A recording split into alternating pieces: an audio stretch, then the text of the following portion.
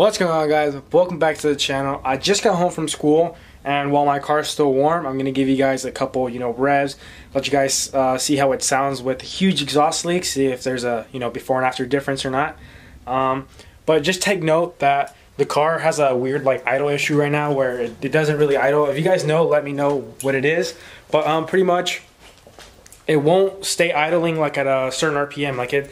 It's not. I guess you can say hesitate, but it's more of a fluctuate. It fluctuates in between 1,000 and 1,500. It's pretty bad. It's just up and down. But when you're driving, it drives normal. But when you do let off, it backfires. And if you're at high revs, it actually backfires and fire comes out. But yeah, I guess I'll fix that some other day. Maybe you guys know what it is. Maybe you guys don't. But since my e-brake doesn't work, I have to, use a little chalk to chalk the rear wheels. But like I said, yeah, since it's warm right now, I'm gonna let you guys know, show you guys what it sounds like. Pretty much what it is a, it has long tube headers. I don't know if you guys can see me. It has long tube headers, and they go straight to the factory cat, and I believe it's the factory exhaust all the way back with an aftermarket muffler, like maybe some high flow muffler. I'm not too sure. It's not really loud, and I'm glad it's not loud because KAs don't sound the best. There's very few that I've heard that sound good, but most KAs don't sound good. Like 350Zs, when people just fully straight pipe them, they're too loud.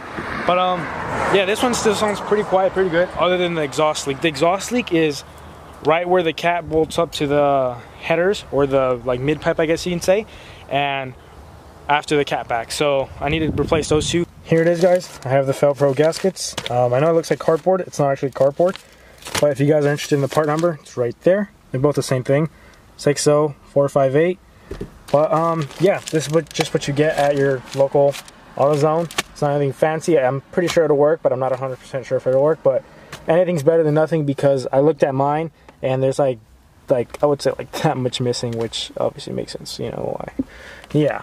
But yeah, I'm just gonna start it up real quick and then let you guys see what it sounds like.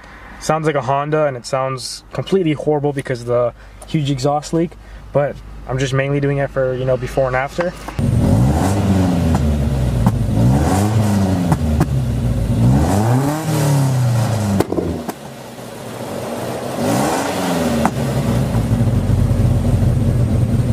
So yeah, guys, I know it sounds like a Honda and it sounds like complete poop, but I mean, like I said, almost all KAs sound just completely horrible. Not that I'm saying there's anything bad with KAs, they just don't sound the best, especially when there's an exhaust added to them, like headers or something. So hopefully with just the gaskets, it won't sound like Honda anymore, and it'll sound at least a little bit better. But if not, it's whatever, I don't really care too much how it sounds. But yeah, you gotta change my tuner coat shirt. Pretty fresh, I know, right?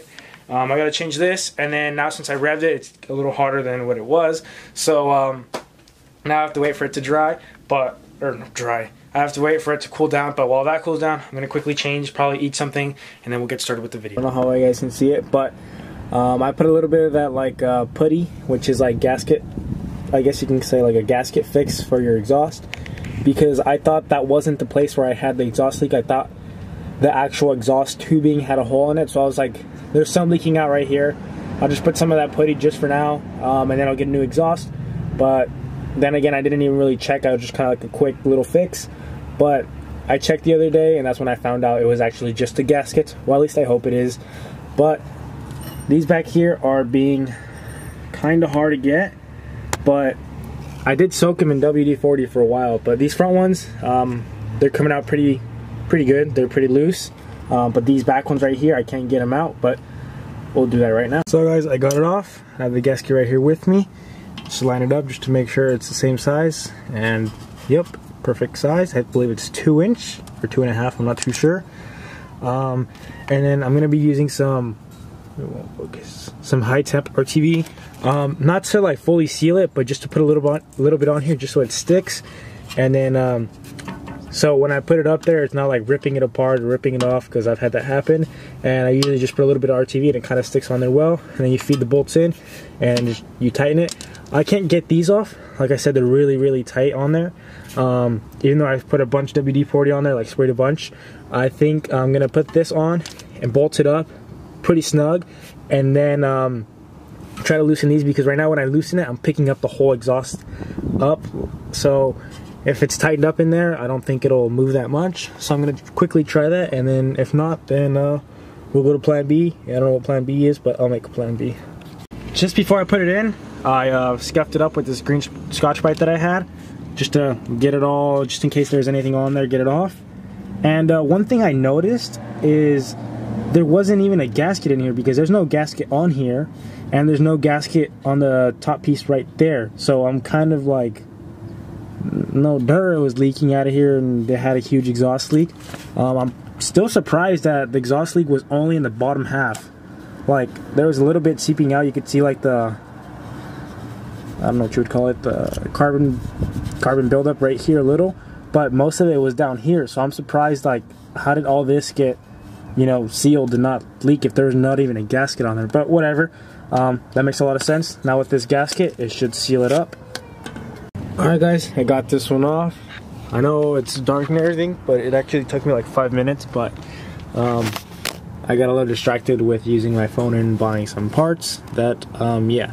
But yeah, this took about 5 minutes to take out. I thought it was going to be a lot harder, but now it's all done. Now I just need to slap my gasket on there.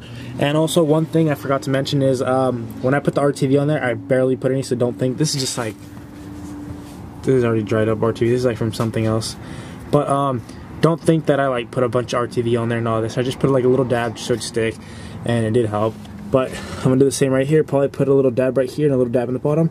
Put the gasket on, and then I think I got something stuck in my arm. And then bolt it back up and see if it leaks.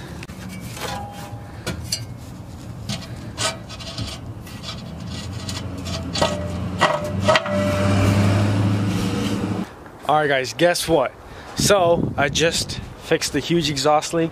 Now it doesn't sound all like weird from there, and I don't know if it's just because I was usually focused on listening to like the exhaust leak that I wasn't paying attention to the actual exhaust note. But when you listen to it back here, like from the actual tip of the exhaust, I don't know if it's just me, it sounds a little bit more throaty right now. But like I said, usually when I start it, it's like the exhaust leak is super bad, so I usually focus on that, like how it sounds. So maybe that's why I was never appreciating how it sounded back here. But yeah, I don't know, it sounds pretty good back here for what it is, at least KA, 50 horsepower KA.